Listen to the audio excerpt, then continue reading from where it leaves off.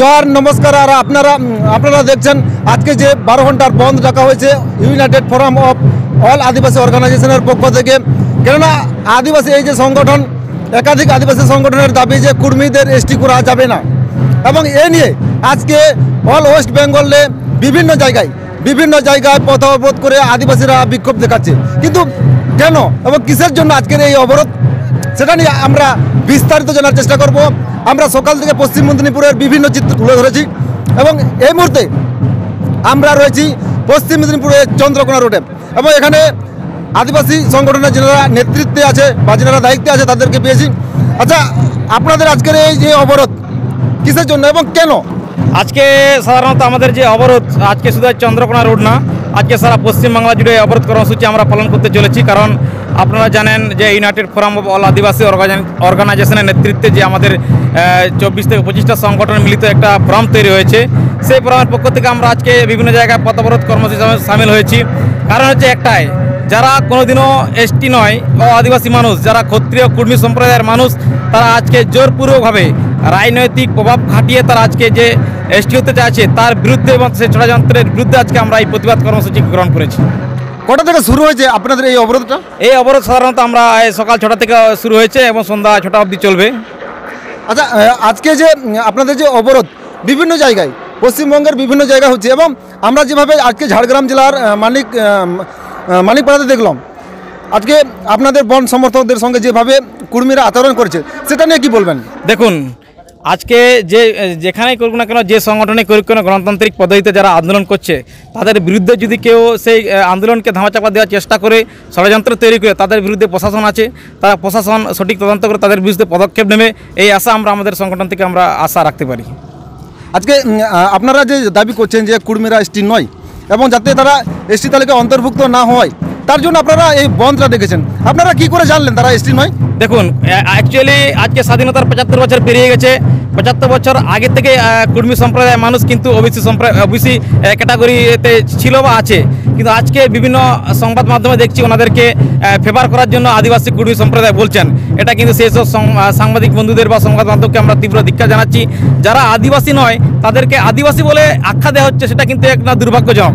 যারা আদিবাসী হতে চাইছে, কোনোদিন আদিবাসী নয়, তাদেরকে যদি আদিবাসী আখ্যা দেওয়া হয়, আদিবাসী তকমা দিয়ে তাদেরকে যদি আদিবাসী আন্দোলনের মূর্ছতে নিয়ে আনা হয়, সেটি কিন্তু আদিবাসী সম্প্রদায়ের যে মানুষ বাকি সত্যিকারের যারা আদিবাসী মানুষ রয়েছে তাদের পক্ষে খুব একটু দুর্ভাগ্যজনক বসত বলে আমরা মনে করছি।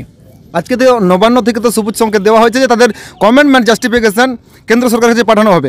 এ নিয়ে যদি বর্তমান রাজ্য সরকার যদি কমেন্টমেন্ট জাস্টিফিকেশন কেন্দ্র সরকারকে পাঠায়, এ নিয়ে পরবর্তীতে আপনারা কি পদক্ষেপ? দেখুন, আজকে পশ্চিমবাংলা সরকার যদি এই কুর্মী সম্প্রদায়ের মানুষের যে সিআরআই রিপোর্ট, কমেন্টমেন্ট জাস্টিফিকেশন যে রিপোর্ট, সত্যিকারের যদি আদিবাসী সম্প্রদায়ের রাজনৈতিক স্বার্থে ওনাদেরকে ব্যবহার করে যদি উনি কেন্দ্রেতে পাঠান, সেই অনুপাতে আমরা আগামী 2023 এবং 24-এ পঞ্চায়েত এবং লোকসভা নির্বাচন রয়েছে। আপনারা যদি বিগত দিনে আপনারা রয়ে যান, আপনার 2019-এর ঝাড়গ্রাম লোকসভা নির্বাচনে রয়েছেন, যেভাবে আদিবাসীদের মধ্যে বিভেদ একটা সৃষ্টি করা হয়েছে, ডিভাইড অ্যান্ড রুল চালু করা হয়েছে, সেই অনুপাতে আমরা সেই সরকারকে সেই অনুপাতে আমরা জবাব দিতে চাইছি। কারণ একটা মানুষ যারা আদিবাসী নয় তাদেরকে রাজনৈতিক সাথে ব্যবহার করে জোরপূর্বক তাদের যদি আদিবাসী করার চেষ্টা করা হয়, সিআরআই রিপোর্টকে যদি চেঞ্জ করে তাদের কেন্দ্রে পাঠানো হয়, সেটা তো আদিবাসী মানুষ কোনোদিন মেনে নেবে না। কারণ শুধু আদিবাসী মানুষ সাঁওতাল নয়, এখানে 40টা জাতিগোষ্ঠী রয়েছে সেই আদিবাসী তালিকায়, তারা কিন্তু সেই ছেড়ে কথা বলবে না। এবং রাজ্য সরকার যদি সেটা চেষ্টা করে, আগামী দিনে পঞ্চায়েত এবং লোকসভা নির্বাচনে তার যোগ্য জবাব দেবে কিন্তু ভোট বাক্সে, ব্যালটে। আচ্ছা, কিছুদিন আগে যে কুর্মীদের যে ঝাড়গ্রামে জমায়েত হলো, সেই জমায়েত থেকে অজিত প্রসাদ বলেছেন যে আপনারা যে বন্ধটা করছেন এর পিছনে অন্য কারো একটা মদত রয়েছে বা সমর্থন রয়েছে। বিশেষ করে এখানে বলা হচ্ছে যে মন্ত্রী বীরবাহার কনভয়ের উপর যেভাবে হামলা হয়েছে, এবং বিভিন্ন বিরোধী বা বিভিন্ন রাজনৈতিক দলের পক্ষ থেকেও এটাও দাবি করা হচ্ছে যে বর্তমান শাসক দলের সমর্থনে আপনারা এই বন্ধটা করছেন, এটা নিয়ে কি বলবেন? দেখুন, কেউ যে যার অ্যাঙ্গেল থেকে অনেক কিছু বলতে পারেন। যিনি কুর্মী সম্প্রদায়ের মানুষ, যিনি অজিত প্রসাদ মাহাতোর কথা বলছেন আপনি, ওনাদের পক্ষে তো আমাদের মেদিনীপুরের সাংসদ দিলীপ ঘোষ অলরেডি বলে দিয়েছেন।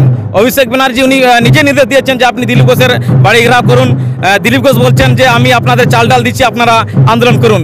এখানেই বোঝা যাচ্ছে কুর্মী সমাজের পিছনে কে আছে এবং আদিবাসী সাঁওতাল সম্প্রদায়ের মানুষের যে আছে, আপনারা সেই বিবেচনা এবং তাদের বক্তব্যের মাধ্যমে আপনারা বুঝতে পারছেন কারা তাদের পিছনে রয়েছেন।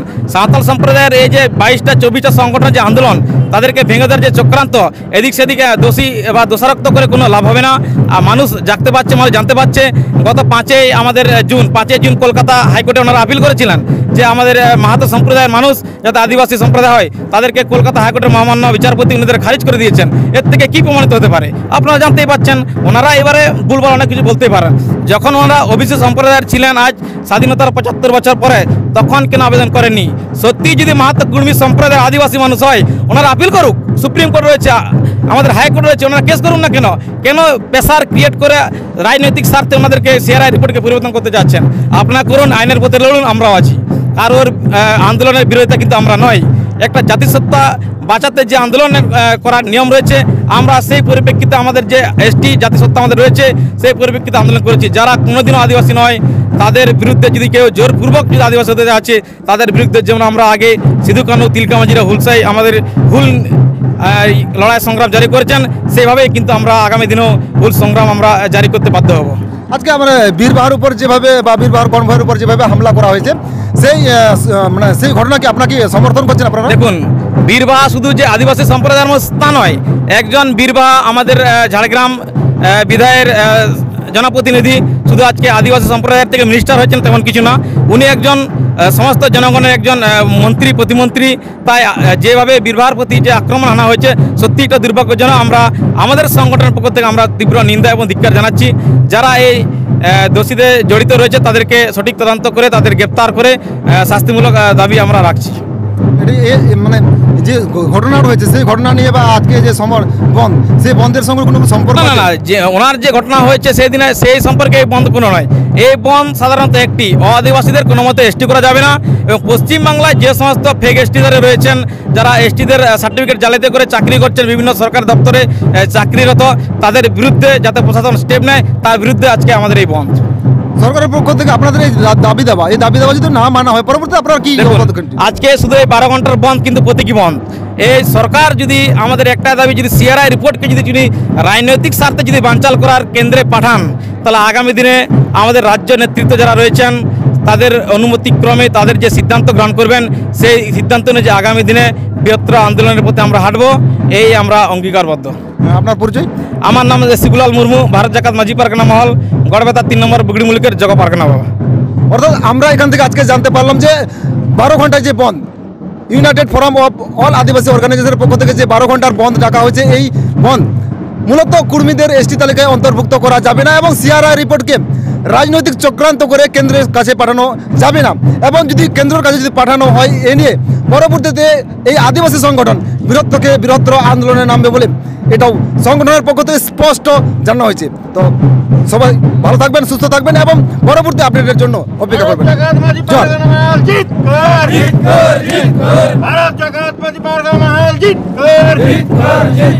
রাজনৈতিক স্বার্থে কুর্মীদের সিআরআই রিপোর্ট আমরা মানছি না, কুর্মীদের আদিবাসী হতে আমরা দিচ্ছি না, দিব না। রাজনৈতিক স্বার্থে